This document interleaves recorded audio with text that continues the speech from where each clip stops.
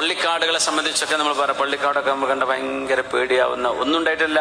ആ മരങ്ങളൊക്കെ പാടിങ്ങനെ കാട് പൊന്ത കൂടിയിട്ട് അവിടെ നിന്ന് സിയാറത്തിന് ചെന്ന് ദ്വാരക്കാൻ ചെല്ലാൻ പേടിയായിരിക്കും. പാമ്പുണ്ടാവോ പടച്ചോനെ, അവിടെ വല്ലതും കാലിൻ്റെ അടിയിൽ നിന്ന് എണീറ്റ് പോകുമോ.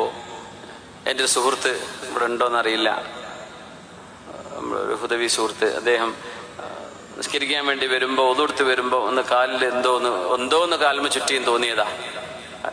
8-10 കൊല്ലമായിട്ട് ആ പാവത്തിന് ഭയങ്കര പേടിയാ, പാമ്പുണ്ടോ.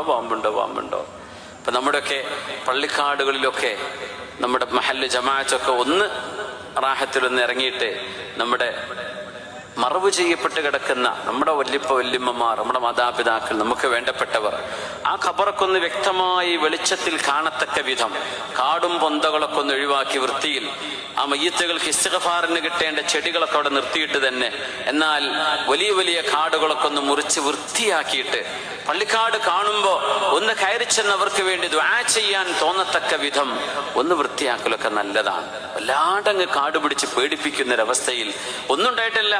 പേടിച്ചാലും ഇല്ലെങ്കിലും പോകേണ്ട സ്ഥലം അത് തന്നെയാ. പക്ഷെ അവിടെ കിടക്കുന്നവർക്കൊന്ന് സിയാറത്ത് ചെയ്യാൻ പേടിയില്ലാണ്ട് പോകണ്ടേ? അതിനുള്ള സൗകര്യമെങ്കിലും പറ്റുന്ന രീതിയിൽ നമ്മുടെ പള്ളി കമ്മിറ്റികളൊക്കെ ഒന്ന് ശ്രദ്ധിക്കണമെന്ന് സാന്ദർഭികമായിട്ട് ഉണർത്തുകയാണ്.